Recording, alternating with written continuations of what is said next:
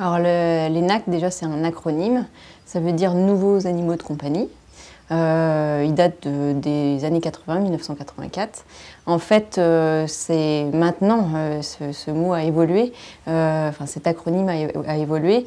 Il désigne en fait tous les animaux qui ne sont pas des chiens, des chats ou des animaux de rente. Donc c'est un monde très vaste finalement qui englobe à la fois les mammifères, comme les lapins, les cochons d'Inde, les rats, etc.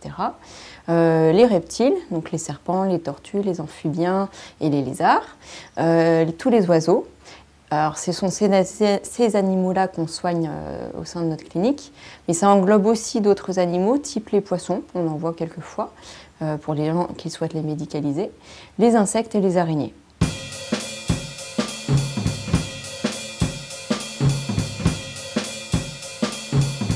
C'est vraiment quelque chose, je pense, qui a explosé, entre guillemets, depuis une dizaine d'années. Les gens cherchaient certainement un peu à trouver, à innover dans les compagnons de leur quotidien. Et puis ça s'est vraiment démocratisé suite aussi à l'accessibilité dans les animaleries. Il y a 10 ans, il n'y avait pas du tout de reptiles, il y avait très peu d'oiseaux, il n'y avait que des petits rongeurs. Et maintenant, quasiment toutes les animaleries ont un grand panel de choix pour acquérir et adopter ces animaux-là. Donc c'est depuis ce temps-là aussi, ça fait une dizaine d'années. Et aussi la médecine vétérinaire a beaucoup évolué. Réellement, il y a toujours eu des petits rongeurs dans les foyers, depuis les années 80-90. Mais la médecine, elle a été très peu évoluée. Et par contre, depuis une grosse dizaine d'années, on a beaucoup formé les vétérinaires et qui s'y intéressaient en tout cas. Et vraiment, la médecine, elle est au même niveau que pour les chiens et les chats.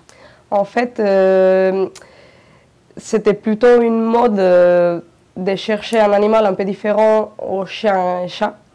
Et du coup, les gens ils ont commencé à chercher des lapins, des furets, et après des reptiles aussi et des oiseaux. On trouve pas mal de serpents désertiques.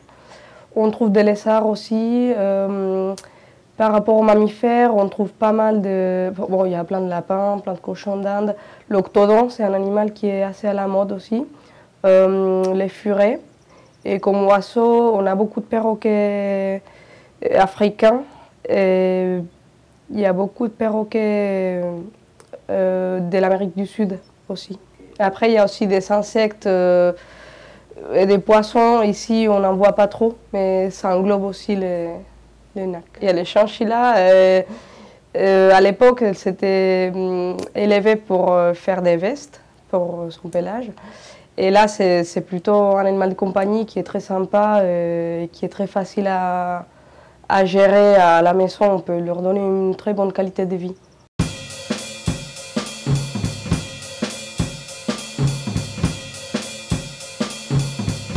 Alors, il n'y a rien d'obligatoire, juridiquement parlant, mais par contre, on va dire que c'est obligatoire par rapport au respect de leur bien-être et de la médecine. Effectivement, donc déjà, on a créé un micro-hôpital dans la grosse structure pour qu'ils ne soient pas avec les chiens et les chats. Parce que les lapins, les rongeurs, ils sont très vite stressés, déjà de ne pas être dans leur environnement habituel. Si en plus, ils entendent les chiens et qu'ils sont à côté d'un chat, c'est pas possible. Donc déjà, rien que dans les locaux, ça a été aménagé strictement pour eux. Ils ont leur propre salle d'attente, leur propre salle de consultation, leur propre salle de chirurgie et leur salle de soins et d'hospitalisation. Et on a aussi séparé les mammifères des reptiles et des oiseaux qui, eux, ont besoin d'encore plus de calme, de chaleur et souvent d'obscurité. Alors après, pour certains, ils ont tous des besoins différents. Donc on a des cages adaptées pour différents types de rongeurs. Notre salle oiseaux et reptiles, on a des terrariums avec du matériel adapté pour chaque variété, lézards, tortues ou autres. Et puis pareil, on a des volières avec des perchoirs et autres. Donc on a essayé d'être assez spécifique en fonction des animaux.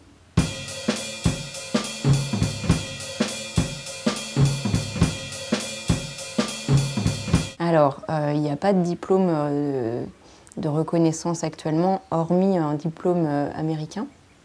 Donc, Moi, personnellement, en fait, j'ai suivi un cursus complètement normal et c'est par passion. Je suis un peu une autodidacte que je me suis formée depuis ces dernières années, ces 10-15 ans qui sont passés.